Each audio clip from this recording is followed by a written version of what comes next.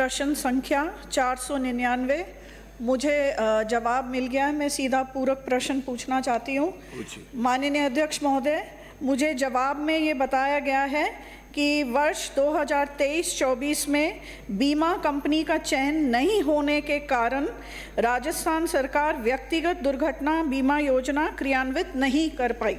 मैं अध्यक्ष महोदय आपके माध्यम से माननीय मंत्री जी से पूछना चाहती हूँ कि पिछली सरकार ने जो वर्ष 2023-24 में बीमा नहीं कराया, उससे किसानों को कितना नुकसान हुआ और उसके लिए जिम्मेदार कौन है। साथ ही मंत्री जी ये बताएं कि जो बीमा कंपनी द्वारा जो बीमा क्लेम निरस्त किए जा रहे हैं, तो ये बीमा कंपनी अपनी मर्जी से निरस्त करते हैं या कोई सरकार विभागीय स्तर पे भी इनकी समीक्षा करके इनको क्लेम देने की कोई प्रक्रिया है। और जो इन्होंने बोला है कि स्वास्थ्य प्रमाण पत्र लिए जा रहे हैं, तो क्या ये सही है या नहीं, और स्वास्थ्य प्रमाण पत्र के अभाव में कितने क्लेम खारिज हुए हैं। माननीय मंत्री जी। माननीय अध्यक्ष महोदय, मैं आपके माध्यम से माननीय सदस्य महोदय को, लाड़पुरा से आने वाली माननीय सदस्य महोदय को अवगत कराना चाहूँगा कि वर्ष 2023-24 में राज्य सहकार व्यक्तिगत दुर्घटना बीमा योजना के तहत कंपनी का चयन नहीं हो पाया था। बीमा कंपनी का चयन नहीं होने से कोई क्लेम किसानों को नहीं मिला। राजस्थान के सारे किसान इस योजना से वंचित रह गए। किसानों को किसी प्रकार का लाभ नहीं दिया गया था। सरकार के स्तर पर बीमा कंपनी का कोई निर्धारण नहीं किया गया था, जिससे राजस्थान के किसानों को दुर्घटना बीमा के लाभ से वंचित रहना पड़ा। मैं माननीय सदस्य महोदय ने एक निरस्त होने वाले जो बीमा क्लेम उनके निरस्त होते हैं, तो मैं माननीय सदस्य महोदय को अवगत कराना चाहूँगा कि बीमा कंपनियों द्वारा जो भी कोई बीमा कराया जाता है, क्लेम की राशि प्राप्त करने के लिए कोई भी आवेदन जो हमें प्राप्त होता है, वो बीमा कंपनी के निर्धारित मानकों के अनुरूप उनका परीक्षण करते हैं। यदि उन आवेदन पत्रों में किसी भी प्रकार से निर्धारित मानक का अभाव रहता है, तभी वो क्लेम खारिज किया जाता है। विभागीय स्तर पर हमने एक सेक्शन बना रखा है, जो भी कोई क्लेम अगर कोई रिजेक्ट कंपनी करती है तो उसकी हम समीक्षा करके उसको काम करते हैं। और एक ये माननीय सदस्य ने ये भी पूछा है कि कोई स्वास्थ्य का प्रमाण पत्र, तो व्यक्तिगत दुर्घटना बीमा में किसी भी प्रकार का कोई स्वास्थ्य प्रमाण पत्र की आवश्यकता नहीं होती है और इस वजह से किसी का भी कोई क्लेम अस्वीकृत नहीं किया गया है। माननीय सदस्य। माननीय अध्यक्ष महोदय, मेरा दूसरा पूरक प्रश्न ये है कि मैं आपके माध्यम से माननीय मंत्री महोदय से पूछना चाहती हूँ कि जो पिछली सरकार में किसानों के ऋण पे जो जीवन बीमा किया गया था, उसमें किसानों की कितनी प्रीमियम राशि काटी गई थी और इस सरकार के आने के बाद किसानों की कितनी प्रीमियम राशि काटी गई। क्या प्रीमियम राशि में कोई फ़र्क है? यदि हाँ, तो कितना फ़र्क है और ये फ़र्क का क्या कारण है? और जो फ़र्क है, तो क्या सरकार कोई कार्रवाई करने का विचार रखती है? यदि हाँ, तो क्या, और नहीं तो क्यों नहीं।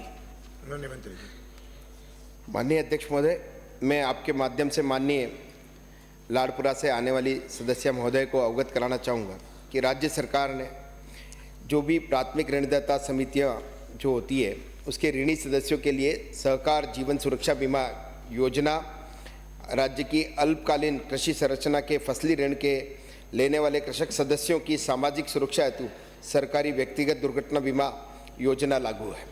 उक्त योजना का प्रीमियम ऋणी द्वारा ही वहन किया जाता है, किसानों द्वारा ही वहन किया जाता है।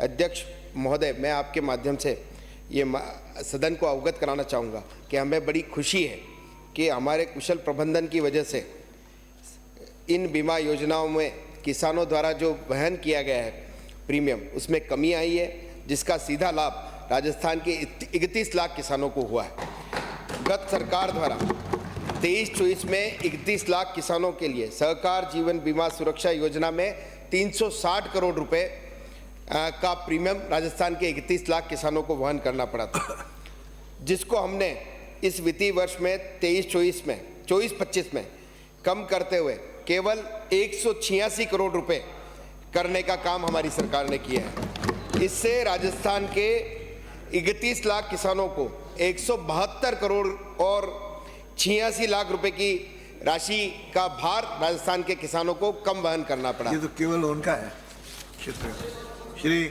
और मैं माननीय अध्यक्ष महोदय आपके माध्यम से यह भी अवगत कराना चाहूँगा कि जो ये प्रीमियम का फर्क आया है इसके लिए हमने एक कमेटी भी बनाई है और जो भी बीमा कंपनी और जो भी अधिकारी इसमें दोषी पाए जाएंगे उन पे कार्रवाई करने का काम हमारी सरकार करेगी। तो लाडपुरा माननीय का है। अध्यक्ष महोदय, ये हमें कहते हैं किसान विरोधी सरकार, तो हमारी सरकार आते ही हमने किसानों को इतना लाभ दिया है, तो मैं माननीय आगे मुख्यमंत्री का धन्यवाद देती हूँ। माननीय अध्यक्ष जी, लाडपुरा का अध्यक्ष है। जी, ये प्रश्न प्रांत का हो तो पूछो, लेकिन विधानसभा का है ये तो जो उसको क्या आता है? आपने कहा किसानों का बीमा समय पर नहीं होता कई बार, क्योंकि सरकार चाहे हमारी रही हो आपकी रही हो, पहले इस प्रकार के कई उदाहरण हैं। मेरा तो सीधा सा पहला क्वेश्चन तो ये है, क्या सरकार ऐसा नियम बनाएगी कि आने वाले समय में भविष्य में कोई भी किसान एक भी दिन बिना बीमित नहीं रहे? पहला क्वेश्चन तो मेरा ये है। और दूसरा ये है कि आपने कम राशि में आप लोगों ने बीमा कर दिया तो वो रिजेक्ट भी ज़्यादा हो रहे हैं। मेरा सीधा सा प्रश्न ये है कि जो बीमा कंपनियां किसानों के क्लेम खारिज करती है, क्योंकि कमाने के लिए ही खारिज करती हैं, तो स्वमोटो आधार पे सरकार कोई ऐसा स्ट्रक्चर बनाएगी कि किसानों के जो ऋण बीमा जो रिजेक्ट होते हैं उस पर सरकार कार्रवाई करे।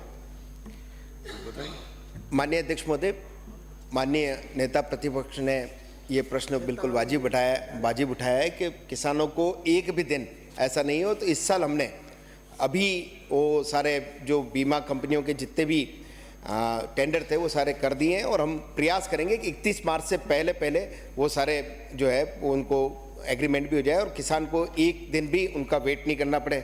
दूसरा जो माननीय नेता प्रतिपक्ष ने बताया कि जो क्लेम है वो खारिज हो जाते हैं, तो इसके लिए हमने इस बार पूरा पोर्टल पे ले लिया है। इस साल से हमने इसकी समीक्षा भी की क्या कारण है।